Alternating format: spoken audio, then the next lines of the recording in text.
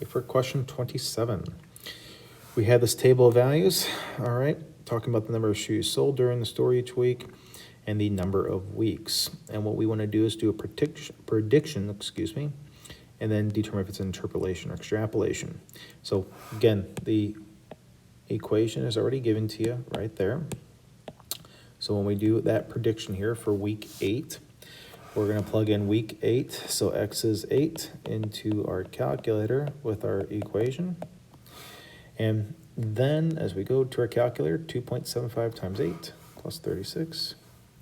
So let's see, 2.75 times 8 plus 36.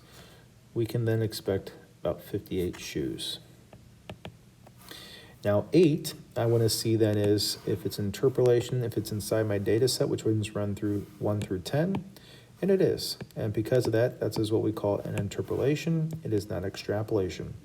Now week 16 for the other one, that is going to be an extrapolation because 16 is clearly outside my data set, and that's an extrapolation.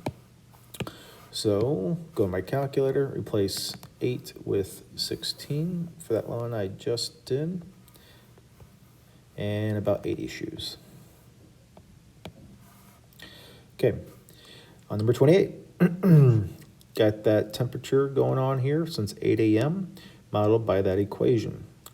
For each hour that goes by, the temperature is what? The slope is telling you that. All that work we've been doing with slope, the temperature is telling you what's it doing. It's 1.75 is the slope, AX plus B. Because it's positive, it is increasing by 1.75 degrees Fahrenheit for each hour. So at 8 a.m., when we start the clock on checking our temperature, that is the y-intercept. Because it does say we started at 8 a.m., that means the y-intercept is 65.5 degrees. Now, predict the temperature at 2 a.m. So we started the clock at 8 a.m., and to 2 a.m. is 2 hours of change. So we're going to plug into our equation 2. 1.75 times 2. 2 hours go by. It increases 1.75 degrees each time.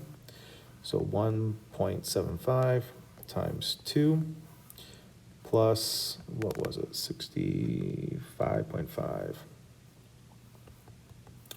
It's going to be roughly 69 degrees then after 2 hours gone by. So by 10 a.m., it's going to be about 69 degrees.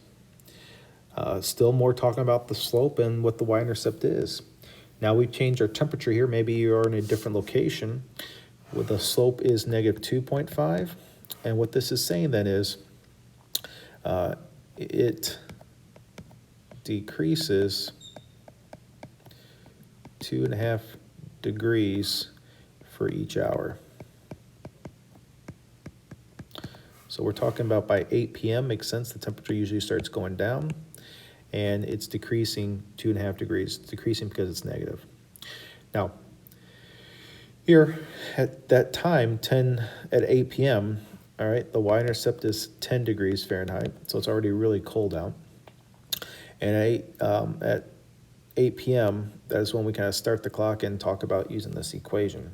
So here, that means that at 8 p.m., the temperature is 10 degrees Fahrenheit. Okay.